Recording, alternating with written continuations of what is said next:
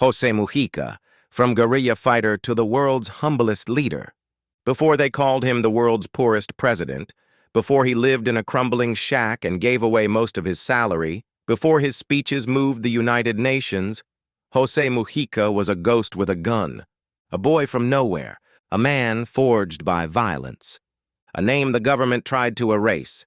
He was born in Montevideo, Uruguay on May 20th, 1935, a son of immigrants, Basque and Italian, and the child of a collapsing dream. His father was a poor farmer who died when José was just 6, leaving his mother to raise him in a modest home built on quiet pride and hard labor. He didn't grow up with speeches and flags. He grew up with hunger, with loss, with a front-row seat to the slow collapse of a country pretending to be stable. Uruguay in the 1940s and 50s was a place of contradictions, wealthy on paper, crumbling underneath, educated but unequal, peaceful, but poisoned by injustice. And in that silence, young José watched. He listened. He remembered. By his 20s, he had tried everything. Merchant, cyclist, small-time farmer, but nothing erased the fire inside him. Because he couldn't stop asking, why do some people eat while others starve? Why do so few control so much? Why do politicians smile when the poor are dying? Those questions led him to the Tupamaros. They didn't knock on doors. They kicked them down. The Tupamaros were urban guerrillas, revolutionary Robin Hoods of Uruguay. In a world shaken by Fidel Castro and Che Guevara, they were the country's own uprising, and Mujica was among the first to join. He didn't carry a business card. He carried a pistol, a notebook, a code. They robbed banks, not to get rich, but to redistribute cash to the hungry. They broke into military depots, freed political prisoners, and took over radio stations to broadcast the voices of those the state had silenced.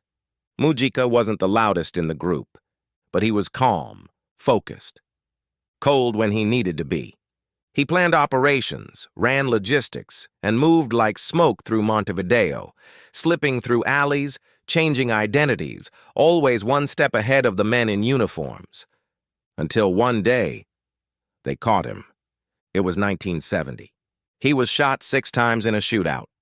6 bullets. Most people don't survive that, but Mujica did. He lived, and they made him pay for it. They threw him into prison, but not just any cell. They buried him in a concrete hole. No light, no bed, no sound, except rats and boots. Sometimes he was kept underground, other times locked in solitary confinement for months. No human contact, no letters, no sunlight. They fed him through a slit in the wall, spoke to him like he was already dead. The guards played mind games, sometimes pretending the war was over, sometimes telling him the Tupamaros had turned on him. But Mujica did not break. He spoke to insects, to the walls, to God sometimes. He invented conversations in his head just to stay sane. And when he couldn't take the silence anymore, he dug into memory.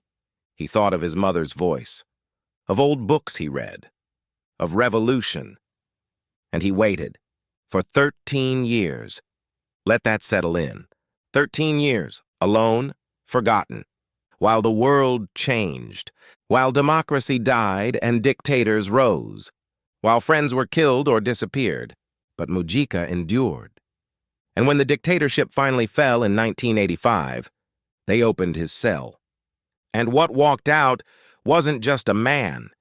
It was a survivor of state terror, a revolutionary with no bitterness.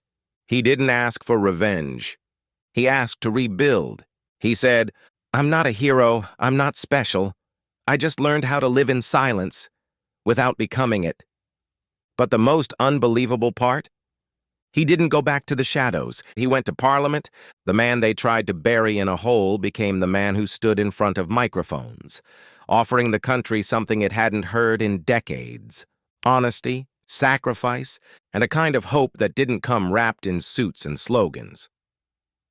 José Mujica had lost 13 years of his life, but he'd gained something else, a soul no prison could break. and he was about to use it to reshape Uruguay. Not with bullets, but with ideas.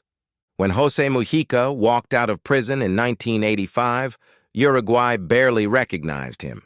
His beard had gone gray. His body was thinner. His voice was softer, but not weaker. Most thought he'd disappear. Go back to farming. Maybe live out his days quietly on the edge of town. Instead, he ran for office. It didn't make sense. This was a man who'd robbed banks, who'd fought the state, who'd once smuggled weapons through tunnels under Montevideo. Now he wanted to sit in a senator's chair? People laughed, until they listened to him speak. Because Mujica didn't come with promises. He came with questions. What good is freedom if we forget how to use it? What's democracy worth if it's only for the wealthy? If I can survive a decade in a concrete hole, you can survive hearing the truth. He didn't look like a politician. He didn't dress like one either. No suits, no ties. Just an old jacket, sandals, a second-hand car that coughed more than it ran. And the people? They didn't just vote for him. They followed him. By 1994, Mujica was a senator. But don't picture marble halls and champagne toasts. Picture this instead. A man riding an old Vespa to work, carrying notes scribbled on napkins, stopping in markets to talk to farmers, telling businessmen to sit down and listen. And when journalists asked him why he didn't move into the capital, into something more presidential, he laughed. Why would I do that? I have everything I need on my land. A dog, a tree, and my woman. He lived on a one-bedroom farm, raised chrysanthemums, fed chickens with his bare hands. This wasn't for show. It was who he'd always been. In Parliament, he shook things up. He called out corruption, mocked elite jargon, used jokes and curses to make his point. At first, they dismissed him, but soon they realized this wasn't a fool. This was a man who had survived hell and had no fear left. And his presence made others uncomfortable because he reminded them what public service was supposed to be. He didn't speak for banks. He spoke for farmers, for the poor, for those living in tin-roof homes without clean water. And he never forgot his past. He talked openly about prison, not to gain sympathy, but to show what happens when governments forget compassion. He often said, the more power you have, the less you should use it. Power should be worn like a jacket 2 sizes too big, uncomfortable. In 2004, the tide turned again. The Broad Front Coalition, a group of socialists, communists, former guerrillas, and progressives, won the presidency. And Mujica, he became Minister of Livestock, Agriculture, and Fisheries, which to outsiders might have sounded small. But for Uruguay, where food and farming define the nation, this was a big deal. He helped small farmers, cut red tape, lowered prices, and more importantly, he showed that you can lead without being above. Then came 2009, and someone asked him the unthinkable, "Why don't you run for president?" He laughed, then paused, and then said, "If the people want me, I'll serve. But I won't pretend to be something I'm not." That year, Uruguay made history. The country elected a man who had once lived in a hole in the ground, a man who had been labeled a terrorist, who had been tortured, who still wore sandals to meetings. José Mujica became president of Uruguay, not despite his past, but because of it. It wasn't just a victory, it was a rebuke to every corrupt leader in Latin America. A message from the people. We're done with polished lies. We want truth, even if it comes with dirt under its nails. And Mujica? He didn't let it change him. He refused to live in the presidential palace. He kept driving his beat-up 1987 Volkswagen Beetle, turned down 90% of his salary, donated the rest to charities and small farmers. When foreign diplomats visited, they found him in a dusty shirt on his porch, drinking mate with a stray dog. No private jets, no Rolex, no security bubble. Just a man, with a mission. Because to Mujica, being president wasn't the point. Serving people was. And if that meant living like them, he was already ahead of the game. When José Mujica was sworn in as president of Uruguay in March 2010, the world barely blinked. He wasn't flashy. There were no grand parades, no celebrity endorsements, no golden slogans painted across billboards. Just an old man in a wrinkled coat, waving from a podium, with a smile so soft it was hard to tell if he even believed it had happened. But it had. A former guerrilla fighter, once branded a terrorist, once buried in solitary confinement for over a decade, was now commander-in-chief. And his first act? He refused to move into the presidential palace. "I've lived like this my whole life," he said. "Why change now?" Instead, he stayed on his humble flower farm just outside Montevideo. No guards, no gate, just chickens, an old VW Beetle, his wife Lucia, a fellow revolutionary, and a three-legged dog named Manuela. This wasn't political theater. This was who he was. He donated nearly 90% of his presidential salary, about $12,000 a month, to housing projects, struggling families, and small rural entrepreneurs. When asked how much money he actually lived on, he said, "Enough to survive, as I'm not poor. Poor are those who need too much." It wasn't a slogan, it was his life philosophy, but don't mistake humility for weakness. Once in office, Mujica moved fast. He tackled issues most politicians wouldn't touch, legalizing same-sex marriage in a traditionally conservative region, regulating abortion rights, giving women control over their health, and in one of his most shocking moves, legalizing and regulating marijuana, making Uruguay the first country in the world to do so. Not to glorify drugs, not to invite chaos, but because he believed the war on drugs was failing and Uruguay could lead with logic over fear. "If we legalize and regulate, we can control it. If we keep banning it, the criminals will." Simple, rational, brave. That was Mujica. And then came the speech. In 2012, at the United Nations Rio +20 summit, Mujica took the stage, dressed in a plain shirt, no tie, and in front of world leaders, billionaires, and cameras from every corner of the planet, he ripped into the modern world. "We've been talking all afternoon about sustainable development, to get out of the consumer society, the development of waste and throwaway culture. But the real crisis is not ecological. It's not about climate. It's a political crisis. We have created a civilization based on having more and more. But more for what? We need to start living like we mean it, to be happy with less, to protect time, to protect love, to protect life." The room went quiet. The speech went viral. And suddenly, the world realized this wasn't just a humble president.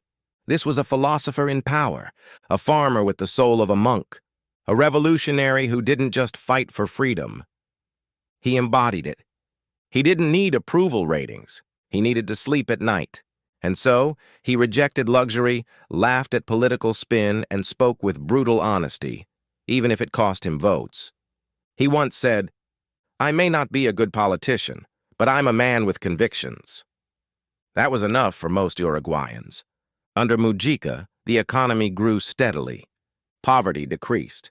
Inequality shrank. He didn't promise miracles. He delivered decency. By the time his 5-year term ended in 2015, he was still driving the same beat-up Beetle, still living in the same farmhouse, still refusing to wear a tie, and still walking among the people like he was one of them. Because he was. When asked if he wanted a second term, he shook his head. "Number power is addictive. I don't want to become a prisoner of it."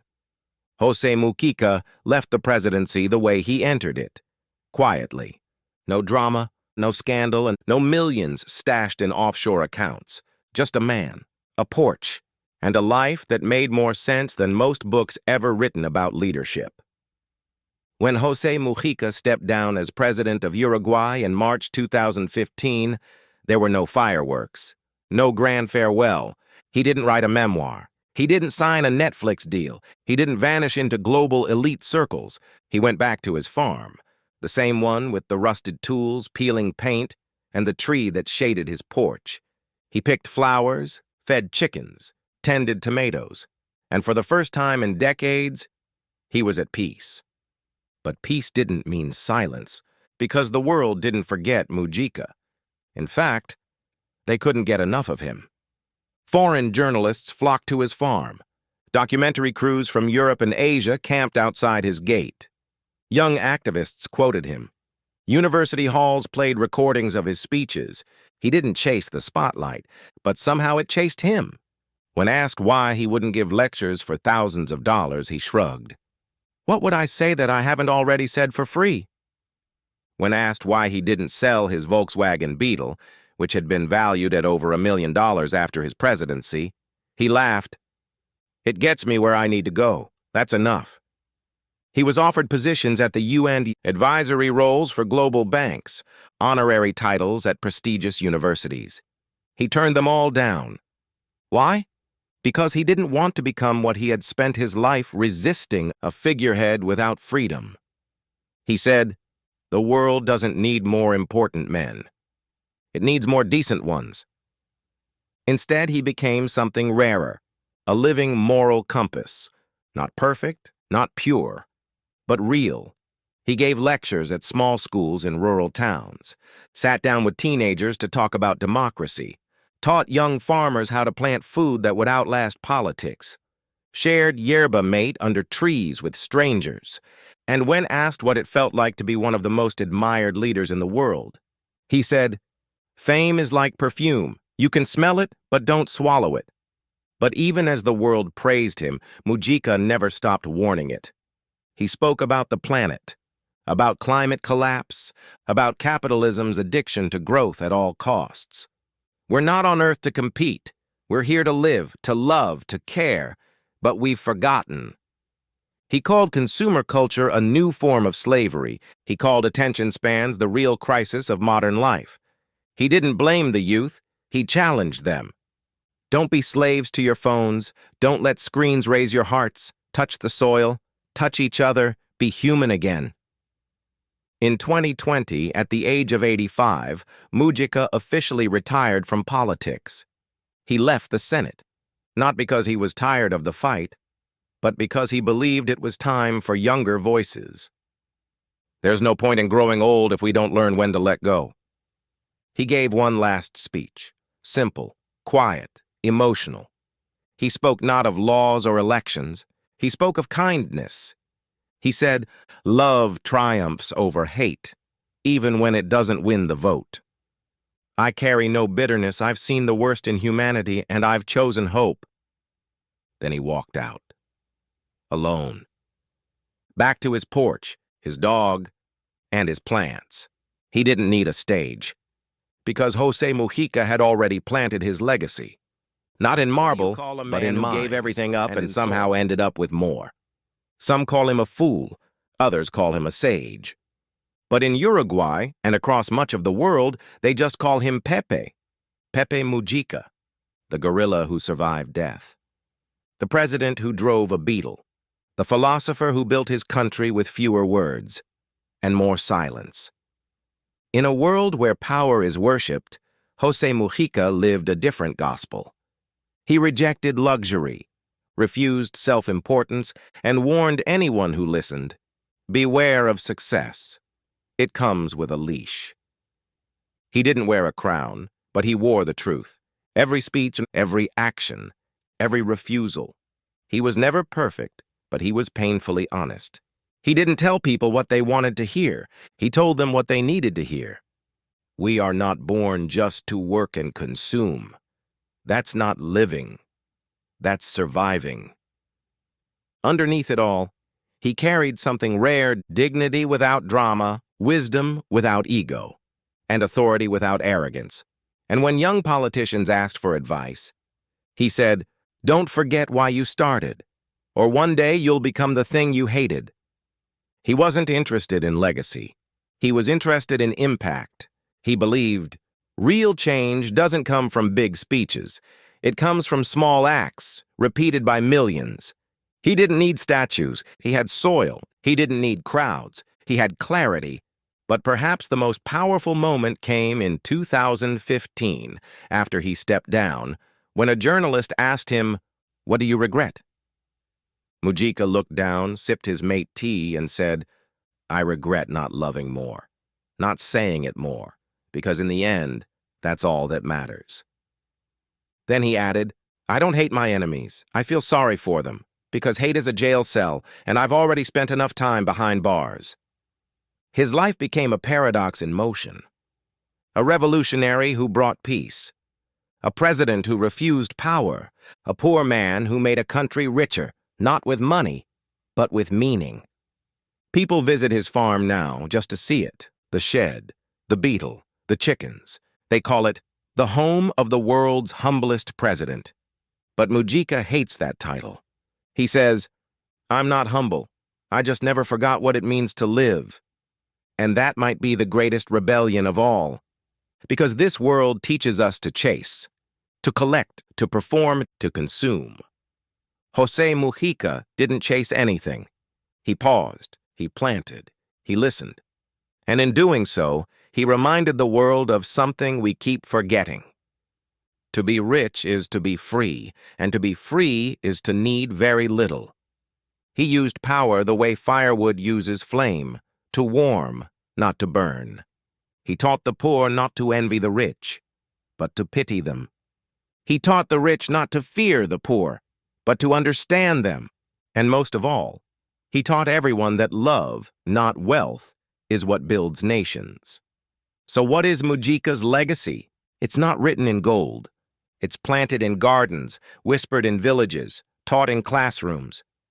It's a life that told the truth and proved it. Because José Mujica didn't just survive dictatorship. He didn't just lead a nation. He broke the rules of modern politics.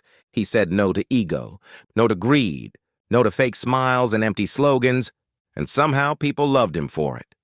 In the end, he taught us the hardest thing to accept, that a better world isn't made by more, but by enough, by kindness, by sacrifice, by remembering that no title, no salary, no crown, no palace can ever replace the value of a simple life lived truthfully. Uncle Luke closes the story. You want to know what makes a man dangerous? Ain't the gun in his hand or the suit on his back. It's when a man can walk away from power with nothing but his soul intact. That's José Mujica. That's the real revolution. And that's why his name will never disappear. In his final days, Mujica battled esophageal cancer, a diagnosis he publicly shared in 2024. He chose to forego further treatment, expressing that his cycle was complete. He died at the age of 89 in 2025, May 14. If this story moved you, comment what freedom means to you, and subscribe to Uncle Luke Tells, where we remember the stories of people who refuse to be remembered the wrong way, because some men fight to be remembered. Others just live in a way you can't forget.